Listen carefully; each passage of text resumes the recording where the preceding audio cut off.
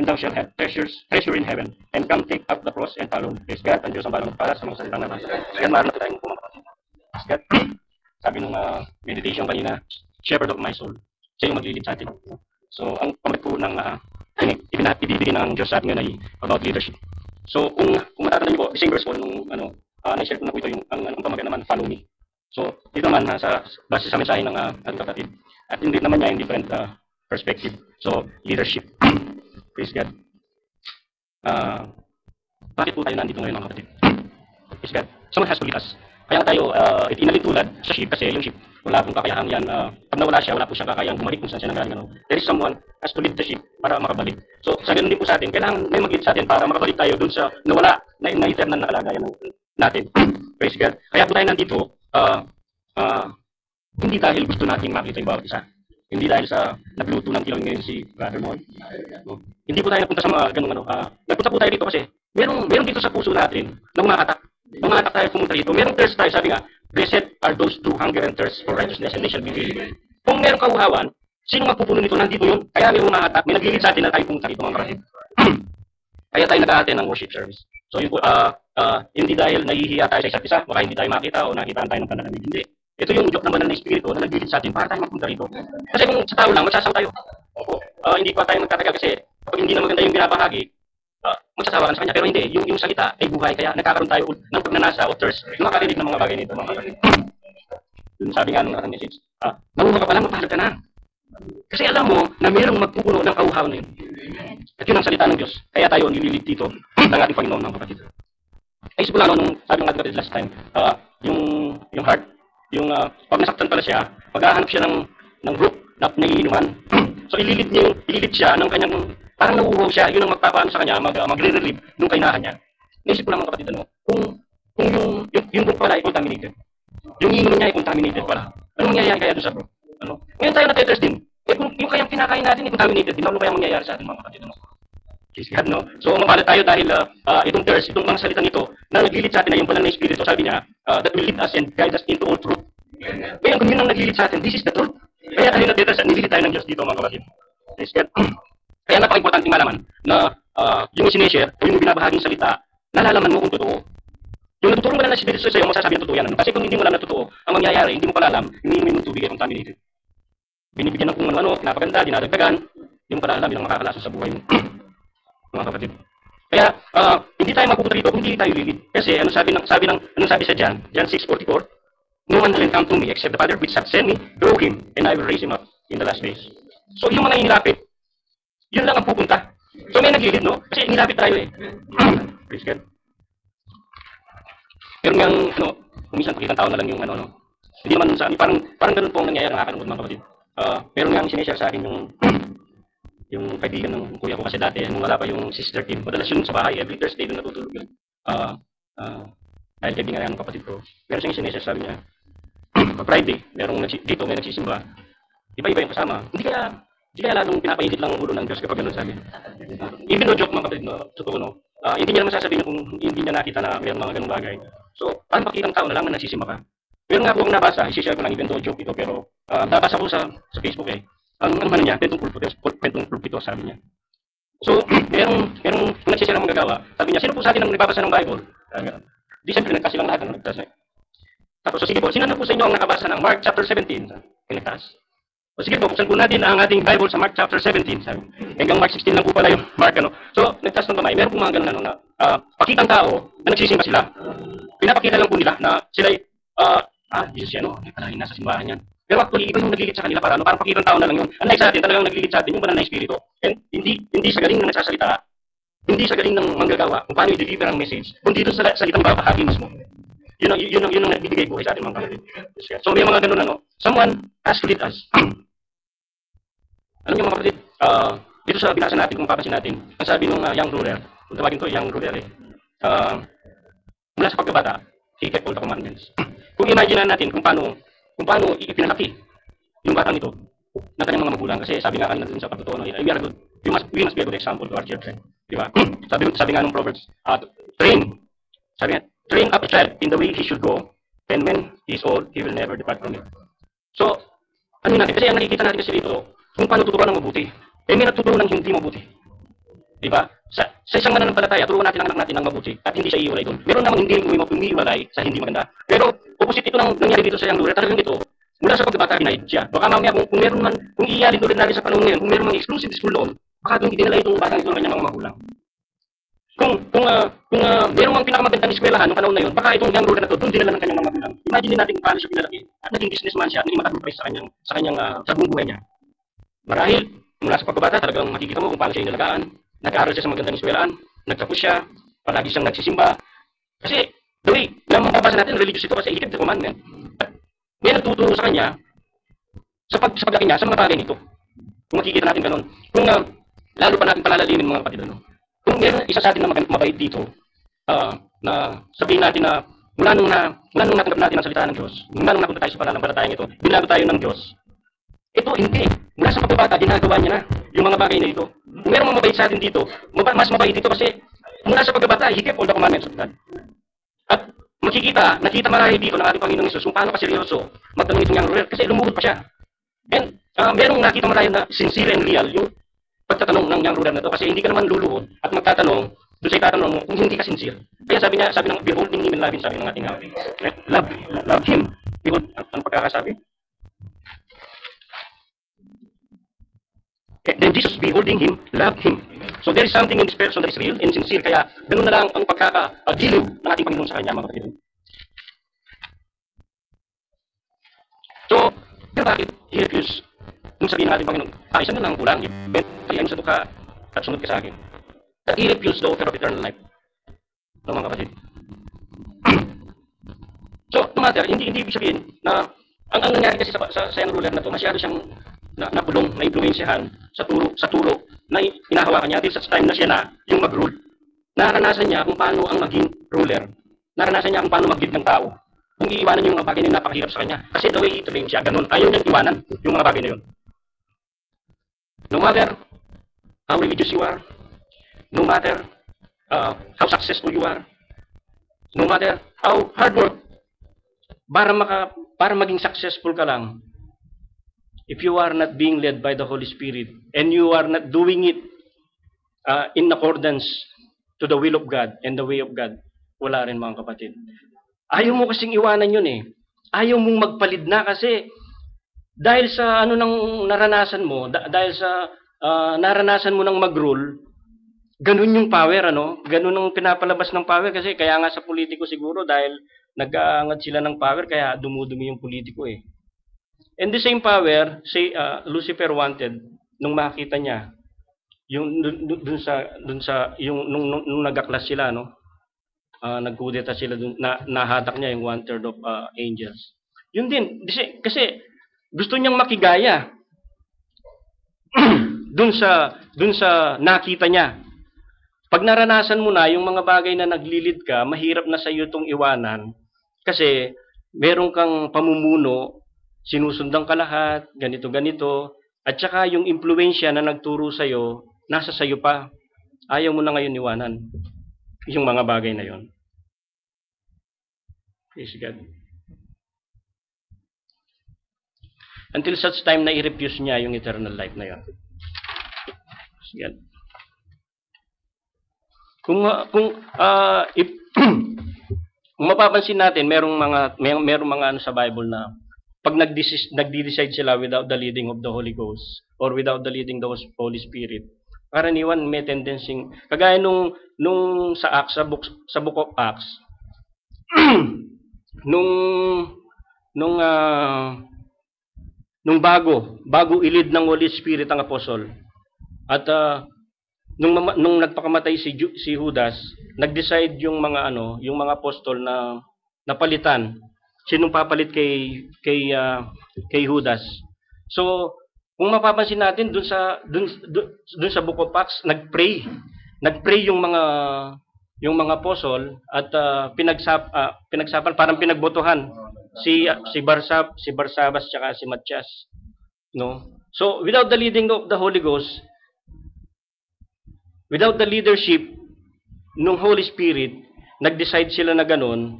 Sad to say, doon sa tagpong lang yun natin mababasa sa talata si Matias. Nawala na siya kasi hindi talaga siya yung itinalaga dun sa posisyon na yon na ililid yung mga itinalaga ng Diyos. So, makikita natin dito mga kapatid na please God.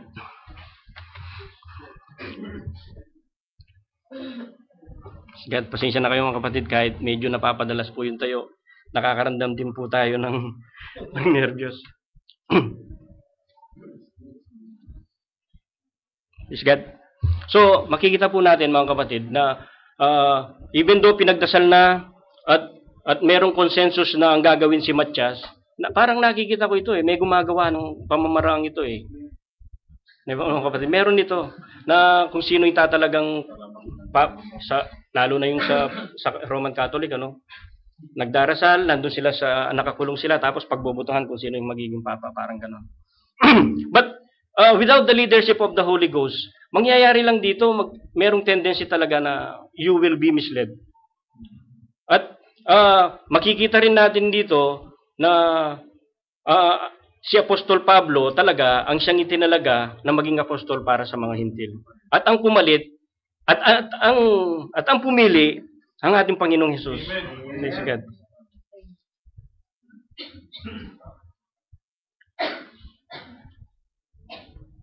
Sabi dun sa message last message, sabi niya, God want to lead man, that's why He make a control tower. Tama pa mo? So, God want to lead man, that's why He make a control tower. Gumawa sa atin ng Diyos ng isang control tower. Ngayon, nasa sa atin na ngayon, kung yung curse mo, dadalhin mo sa worldly or sa heavenly. Saan ka ba magpapalit? Sa worldly o dun sa heavenly curse? Kung ikaw, merong isang bagay na pag-aari, pwede mo itong offer sa lahat. Pero hindi mo may offer yung isang bagay na hindi naman sa'yo. At kung meron kang bibigyan, kailangan sumunod siya dun sa palatuntunan mo bago niya makuha yung ibibigay mo sa kanyang yon. God offer eternal life kasi talagang galing naman sa kanya yung buhay natin Hindi pwedeng i-offer ito ng tao. No matter, sabi nga dun sa patutuo, sabi nga sa sharing ng kagabi, no matter how religious you are, no matter how sincere you are, kung hindi ka naman sumusunod dun sa kalooban ng Diyos o sa salita ng Diyos, walang kwenta.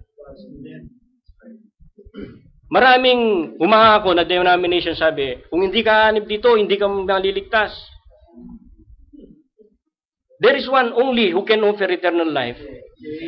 And that is God. No one can offer eternal life. No one, walang makakapagsabing, we belong to this organization. We belong to this denomination because we all belong to God. Walang pwedeng umari sa'yo. Sinasabi, ay, sa amin yan. Protestant yan. Ay, sa amin yan. Iglesia yan. Yung mga ganon. Hindi, we all belong to God. At hindi mo pwedeng sabihin na kung hindi ka hanip dito, hindi ka maliligtas. Kasi ang isa lang talaga ang makakapag-offer ng eternal life. Praise God. Sabi nga, I am the way, the truth, and the life. So, if He's the way, sinong maglilid sa atin dun sa way na yon? Kung hindi yung daan mismo, hindi ka makakapasok doon maliban na tanggapin mo ang ating Panginoong Yesus. So no matter how much we think it's right, no matter how much we think we are on the right path, it should be in according to the will of God.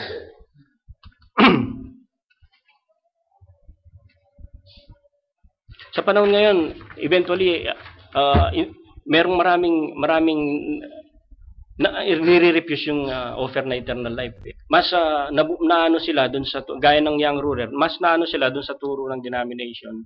Pag ibinahagi mo yung katotohanan ng salita ng Diyos, di naman nila tatanggapin yan Eventually, rene-reject and rene-refuse nila yung ino-offer na buhay na walang hanggan sa kanila.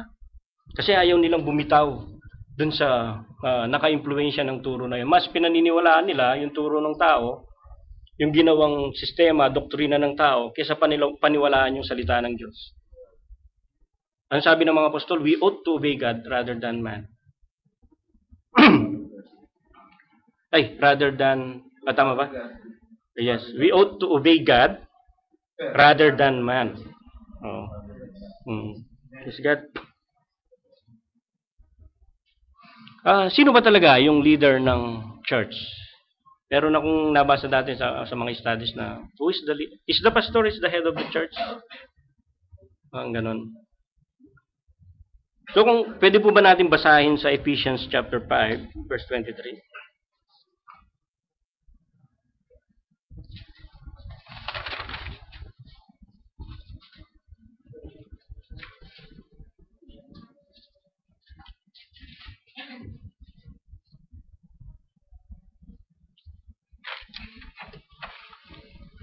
Sabi po rito, for the husband is the head of the church, is the head of the wife, even as Christ is the head of the church.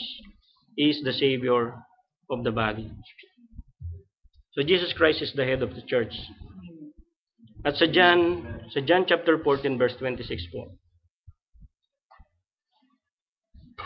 John chapter 14 verse 26. Sabi po rito, but the Comforter, which is the Holy Ghost, whom the Father will send in my name, he shall teach you all things to your remembrance, whatsoever I have said unto you. At kung iaakit po natin sa 16:13, John 16:13, howbeit, when he, the Spirit of truth, is come, he will guide you into all truth. For he shall not speak of himself, but whatsoever he shall hear, that he shall speak, and he will show you things to come. So it is the Holy Ghost that will supposed to lead us and guide us into all truth. And Christ is the head of the church.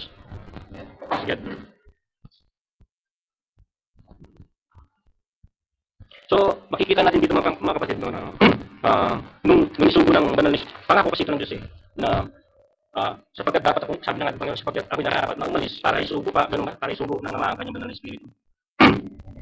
na siyang maglilid at mag-guide sa atin sa lahat ng katotohanan at magpapaalala ng mga bagay na kanyang ginawa. Ang problema, mas pinili ng tao yung magkaroon ng spiritual leader.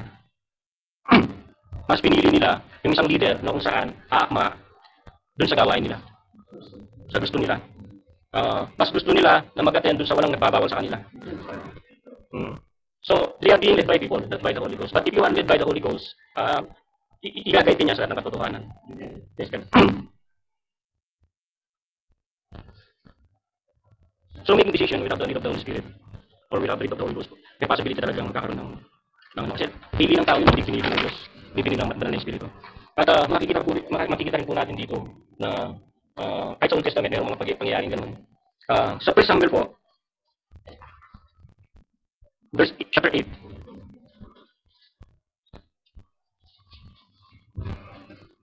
So 1 Samuel,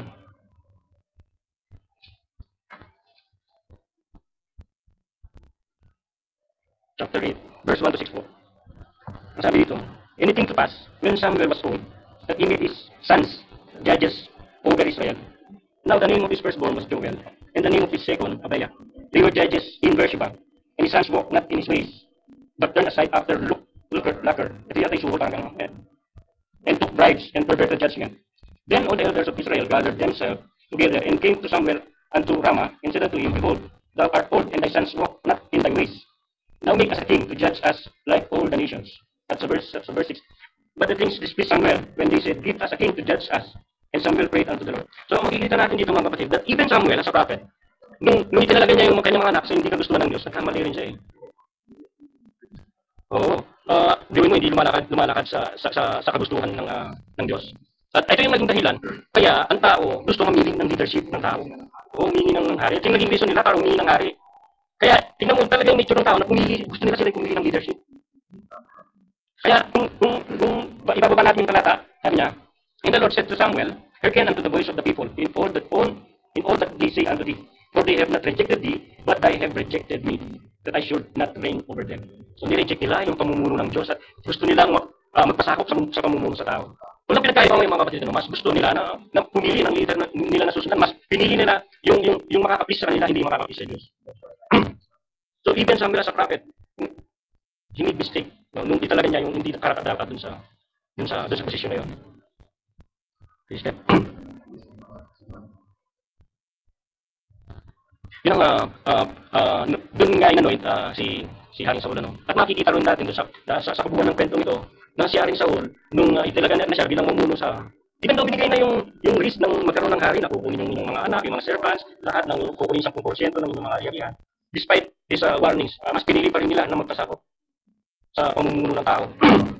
At makikita natin na kapag tao namumuno, ang mangyayari, gagawa siya ngayon ng programa, gagawa siya ngayon ng isang sistema, mag-organize siya ng tao, dadami yung tao, magtatalaga siya. Siya na yung nagtatalaga ng lahat ng mga bagay. At makikita rin natin dito na nagdidesisyon na siya sa sarili niya, si Haring Saul. Hindi na yung utos ng Diyos ang ginagawa niya, kundi alam niya na tama, yun ang ginagawa niya. Wala naman nga namang masama na sila, yung mga magagandang animales, pare, di ba? Sabi ng Diyos, sa lahat. Pero hindi na yung mga magagandang hayop. Pati yata yung hari, hindi pinatay, hindi pinuksa. Sabi nga obedience is better than sacrifice. So you have to obey God. Obey God first. Ang nangyari, ang inakala niya tama, yung ginawa niya. Kaya ang nangyari, yung umalis yung ng Diyos sa kanya. So, it's very hard to decide without the lead by the Holy Ghost. Kaya nga tayo, bago natin gawin yung isang bagay, nagdadasal pa tayo, no? And paano ba natin malalaman na yun talaga yung kalooban ng Diyos? We have the Urim Tumim. Diba? Meron tayong Bible, yung salita ng Diyos ang papatunay nito lahat ang salita niya, yung mga katotohanan, mga kapatid. Kapag nag-surrender ka na, pag surrender mo na yung buhay mo sa Diyos, expect Him to lead, na maglilid na siya sa buhay mo, hindi ikaw ba yung maglilid sa sarili mo. Yun ang pag-surrender Sa isang kaya pag surrender ka, kahit ano na ang pagawa sa'yo, gagawin mo na, dun sa nagpasakop ka.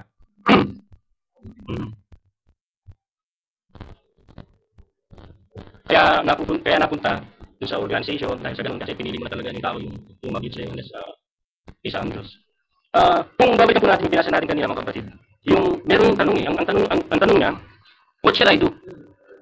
To have eternal life. To have eternal life. Eternal life ang tatanong niya, pero ang tanong, what shall I do? It is not about what we'll do when it comes to eternal life. It is a gift of God, by grace, binigay ito sa atin if you are predestined. So makikita rin natin dito na mas pinili niya kung ano yung gagawin sa sarili niya. Hindi yung gagawin ng Diyos para mamanan niya yung buhay walang hanggan. Diba? Say, what shall I do? Instead of, Lord, what you can do to me to inherit your eternal life? So, makikita natin dito na hindi niya nalukurin ng young ruler, yung kanyang tinatamasa na kayamanan, yung kanyang tinatamasa na pamumuno. Mas tinalikuran niya yung offer sa kanya ng buhay na walang hanggan. Meron din sa Bible, mga kapatid, na mababasa tayo na ang tinalikuran naman kayamanan. At ang pinili, ang malit siya ng Diyos. Praise God. Praise God, mga kapatid. Punta po tayo sa Hebrew chapter 11, verse 23. Praise God.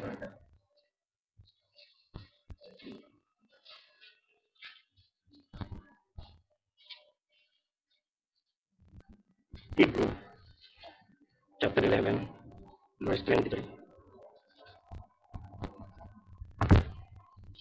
By faith, Moses, when he was born, was hid 3 months of his parents because they saw he was a proper child, and they were not afraid of the king's commandment. But by faith, Moses, when he was come 2 years, refused to be Lord, the son of Pharaoh, Pharaoh's daughter, chose rather to suffer affliction of the people of God than to enjoy the pleasures of sin for a reason, esteeming the reproach of Christ greater riches than the treasures in Egypt. For he had respect unto the recompense of reward.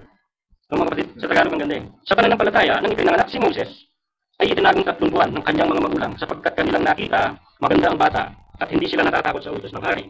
Sa pananampalataya, nang lumaki na si Moses, ay tumangging siyang tawagin anak na babae ng Paraon, na pinili pa na siya ay talampasanin, na kasama ng bayan ng Diyos, kaysa magkamot ng nagsisukupas na kaligayahan sa pagkakasala. Na inaring malaking kayamanan ang kadustuhan ni Kristo kaysa mga kayamanan ng Ehipto.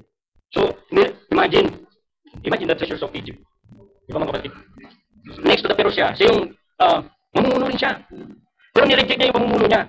Mas ginusto niya pang, sabi nga kagabi, yung umapak ng putik na may para, istro, dayami.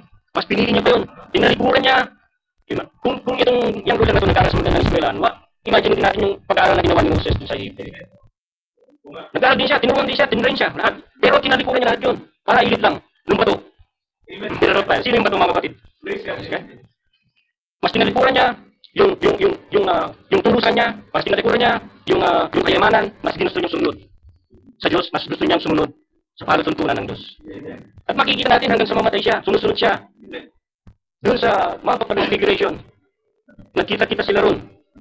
Si Elijah din, mas gusto niyang sumunod, kaya siya na-rapture. Sino yung ang daming dinaanan? From Gilgal, Jericho, Bethel, hanggang sa tumawid ng Jordan. Bakit niya pa kailangan tumawid ng Jordan kung kukunin na siya ng Diyos? There's somebody who lead him until Jordan. To cross Jordan bago siya, yun. Pwede naman doon siya Gilgal. Pero hindi, meron siyang sinusundan, merong naglilid sa kanya. At nakita natin sa mga Transfiguration, nakita sila si Jesus Christ, si Moses, si Elijah. Sabi nga natin ako sa until that time, after 800 years, Moses still wants to be heard by Jesus Christ. The leadership is the Holy Ghost that will guide us into all truth. To accept the Lord Jesus Christ, we will be led by Him to eternal life. For He is the way, the truth, and the life. Please God, hanggang doon lang po natin mga kapatid. Pagpamanhin ko at meron po nabanggit na pasensya na po kahit medyo napapadalas po yung tayo natin nakakaranas po tayo medyo nervous. Kaya nawawala po ako sa talagang mahirap mag-depende sa sarili. Ang bunganga ko, alam ko na paano ko, pero mawawala ako pala pag pero unang Panginoon, kung ano po ang ating nabanggit na hindi po naayos sa